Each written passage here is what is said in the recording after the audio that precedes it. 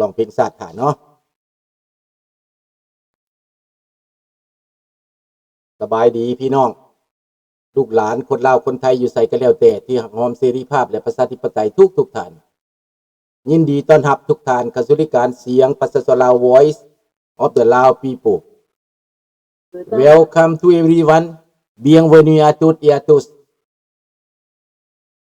มีแม่นละมันมีโฆษณาแทรกโฆษณาโอเคแต่ว่าเรื่องการแทรกอันนั้นแบบเหตุคือรัวๆเลี่ยๆนะมันอาจจะมีการแทรกตัวนั้นจะได้แก้ไขใหม่ขอโทษหลายๆเด้อพี่น้องเด้อเพราะว่า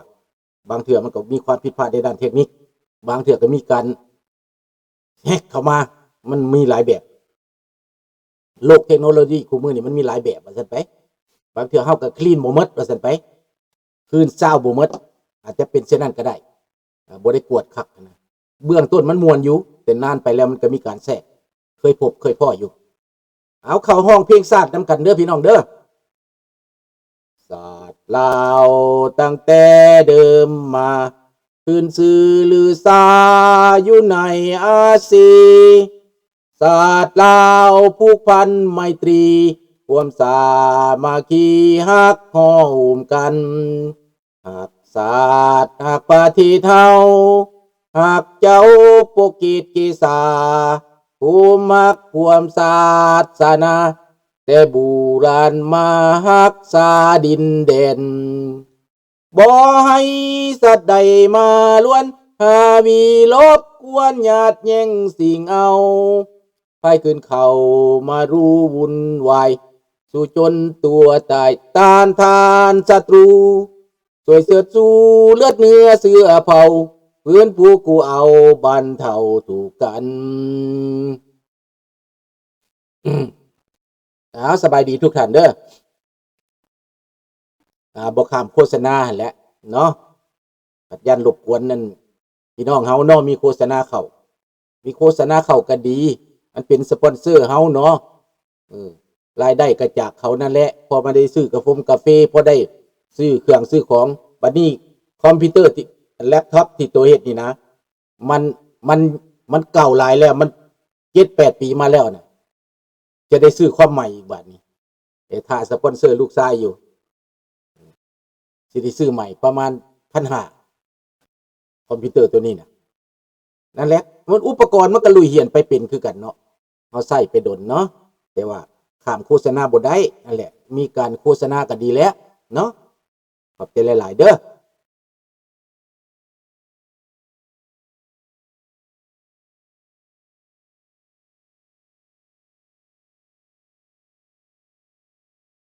เอาเข้ามากันเบิดทุกคนเลยเนาะพี่น้องเนาะประเด็นของเฮาในมื้อนี้จะเข้าต้นเลยเด้เริ่มต้นเลยเด้เพราะว่าถึงเงินยังมีน้อยอยู่ก็ตามแต่ว่าจะเข้าเริ่มต้นเลยประเด็นในมื้อนี้แม่นเรื่องอิหร่านลุงฟังข่าวเมื่อคืนนี่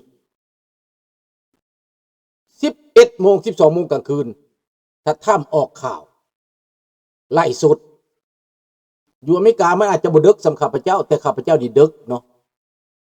ครับอเมริกาก็ยังมา9 โมงไปเขาก็ออกแต่ข้าพเจ้านี่มัน12 โมงกลางคืนเลยเนาะไปฟังเลยไปฟังรายงานนี่หมายความว่าเขาจัดการอิหร่านเนี่ยได้พี่น้องแต่ผลมันสิออกมาจังได๋เฮาก็ยังบ่ฮู้เพราะว่าข่าวมันปิดข่าวนี่ปิดเงียบ 2-3 วันมานี่นะลุงไล่ล่าหาข่าวนี่นะจนบ่ได้รับได้นอนขอโทษนำลูกหลานเด้อเป็นหยังจังไล่ล่าหาข่าวบ่ไล่ก็บ่ได้เพราะเฮาต้องเอาความจริงมาเว้าเพราะว่าข่าวข่าวเฟกข่าวAI นี่มันหลายจะมาปิอันข่าวเพิ่นนั่นเกียรติช่างตาถ้ำนี่ก็เอาแต่เรื่องอีตาถ้ำข่าวเกียรติช่างอีตาถ้ำสิไปเอากรีนแลนด์ก็เว้าแต่เรื่องกรีนแลนด์เห็นบ่ล่ะและเรื่องทั้งหมดที่เฮาเว้ามา 2-3 มื้อนี้ว่าข่าวฝรั่งลุ่มเหล้าใส่อันน่ะใส่อเมริกานี่นะมันก็เป็นข่าวที่ว่าลุ่มเหล้าสั่นปุ๊กปั่นที่อยากต่อสู้อเมริกานี่ผลสุดท้ายมักกะลงแต่ที่มักกะลงทวิตนี่ แมนโตเลเรถ้ำนี้พยายามจะเข้าถ้ำให้ได้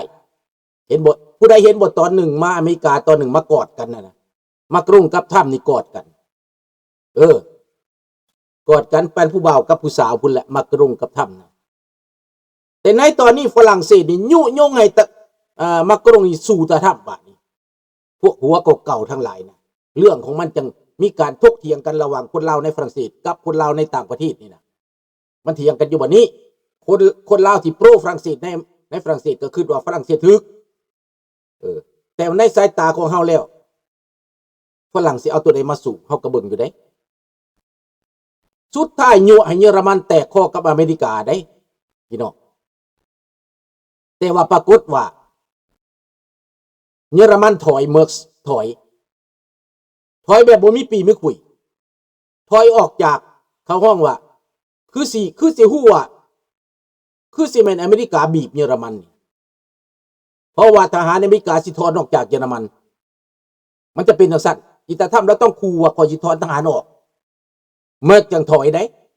คันแม่นอเมริกาบ่ออกนี่เมื่อบ่ถอยดอกเห็นบ่ล่ะดังนั้นฝรั่งยั่วไปเรื่องนี้ก็เลยเกิดเรื่อง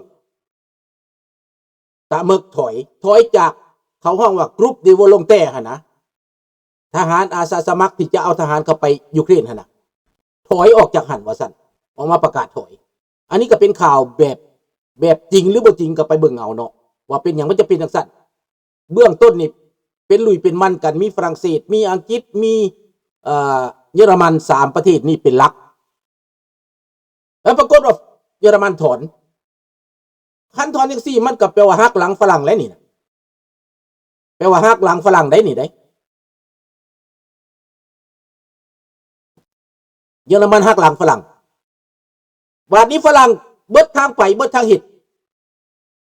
สนับสนุนให้เดนมาร์กสู่กันกับอันตาทัมแต่ข้าพเจ้ามาฟังอดีตรัฐมนตรีอันน่ะสเตฟานดิองอดีตรัฐมนตรีแคนาดาเนาะออกมาว่าเมื่อคืนนี้เล่าว่า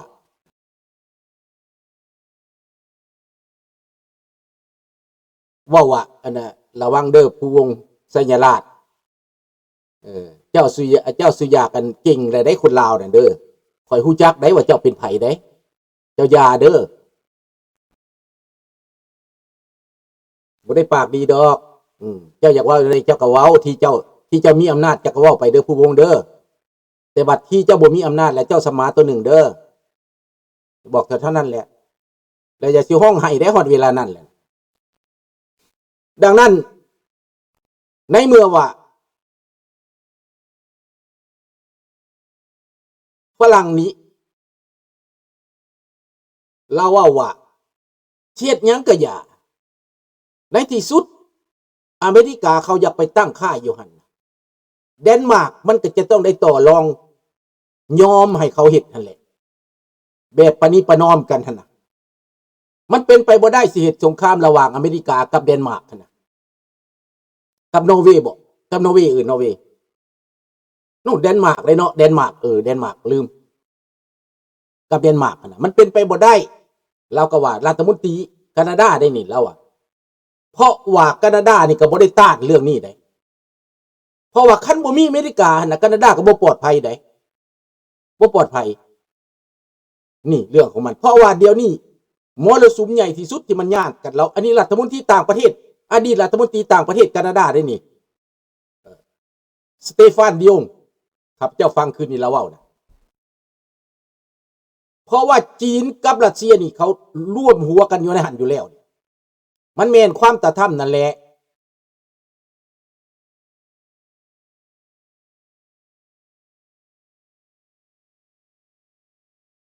ทองรุ่นสืบต่อสมัยที่2แล้วมึงไปอยู่ไสโอ้ฝากนี้มันบ่ต้องเอาไว้แล้วเนาะเพราะว่ามันนั่นน่ะบ่มีมารยาทแล้วก็เฮาก็บ่ต้องอันนั้นมันเนาะเดี๋ยวจะบอกดอกมันต่อโลดจังหน่อยมันก็ตายแหละ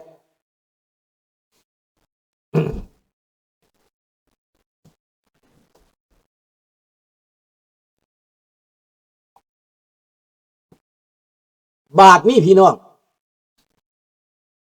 เราว่าผลประโยชน์ของเดนมาร์กผลประโยชน์แคนาดาผลประโยชน์ยุโรปผลประโยชน์อเมริกานะมันอยู่ในหันเขาเจรจากันแล้วมันก็ลงตู่มันลงตู่แล้วอันสิไปต่อสู้สิไปเอาทหารคนไปสิไปแบ่งแยกนาโต้เฮ็ดให้นาโต้แตกกันนะการเฮ็ดให้นาโต้แตกนี่นะ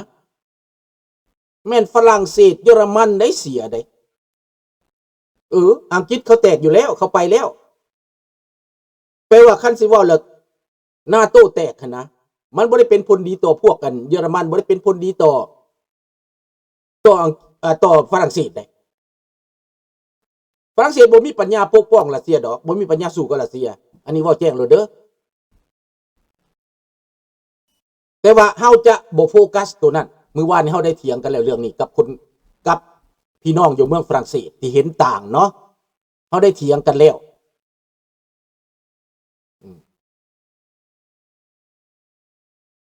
บัดนี้เฮามาเว้าเรื่องบ่ได้ห้องว่าลุงห้องเลยได้หรือว่าห้องบ่จบบ่เอามื้อหน้าซะจังห้องเพราะว่ามันมีหลายข่าวพูดเฮาจะมาเอาแต่เพลงชาติอยู่นี่ก็บ่ได้เนาะมื้อหน้าเนาะทอนเด้อเอามื้อหน้าเด้อ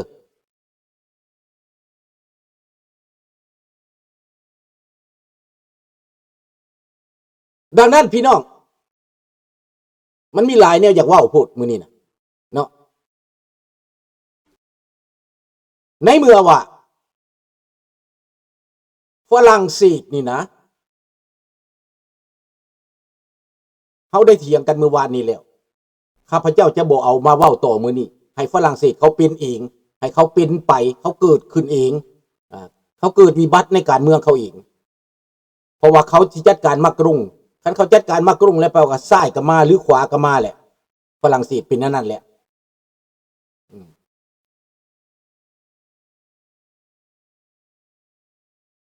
แมนดังนั้นเยอรมันมันจังถอยเห็นน่ะมันจังถอยจากการเมืองของถอยจากการเมืองว่าเอาทหารร่วมกันเพราะว่าเยอรมัน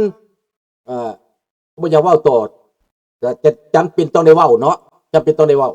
เป็นหยังเยอรมันจังบอกเข้าอยู่ในกลุ่มว่าจังสิถอยจากกลุ่มมันอักซงดีวอลงแตกนะกองทัพของวอลงแตก3ประเทศนี่นะเพราะว่าฝรั่งเศสนี้เปลี่ยนจุดยืนสิเอากองกำลังนี้มาต่อต้านอเมริกาในเกาะกรีนแลนด์เยอรมันมันฮู้เลยเพราะว่าเยอรมันอย่าลืมได้เป็นประเทศที่พ่ายแพ้สงครามให้อเมริกาไส้หนีฮักกระเบิดและสิมาสู้กับอเมริกาอีกมันก็ตายละติอเมริกาถอนออกก็ตายละติฝรั่งเศสแม้นบ่ได้เป็นคนไส้หนีเป็นประเทศบ่ได้พ่ายแพ้สงครามเป็นประเทศชนะแต่ว่าชนะย้อนอเมริกาไปซอยไผสิลืมไผสิว่านั่นก็ตามโลกก็บันทึกไว้เด้อย้อนอเมริกาอังกฤษไปซอยแคนาดาไปซอยฝรั่งเศสสิอ้างตูเก่งปานใดก็ตามแต่ว่าฝรั่งเศสพ่ายแพ้สงครามให้เยอรมันอเมริกาไปลิเบรีว่าซั่นไปดังนั้นในเรื่องนี้นะเป็นหยังเยอรมันจังสิถอนตัวเพราะว่าบักตรงนี้เอาการเมืองยุโรปนี่ปะปะเซินหน้ากับอเมริกาถามว่ามันเป็นคู่ตีมวยกันเด้อมันปานว่าไม้ไทสันกับบักกันมวยอันนั้นน่ะน้อยๆเห็นนะเห็นบ่ไปตีกันน่ะสบายดีลุงโพดังนั้นเยอรมันเป็นยังจังประกาศถอนตัวจากกันพวกวัวลงแต้นี่นะกลับไปค้นคว้าหาว่ามันต้องมีสาเหตุธรรมดานี่เว้ากันเป็นมัดเป็นเมาะตกลงกันสิช่วยยูเครนจะเอาทหารเข้าไปหลังจากสันติภาพสุดท้ายบ่มีเรื่องเกิดขึ้นสิไปปกป้องเกาะกรีนแลนด์พุ่นแสดงว่า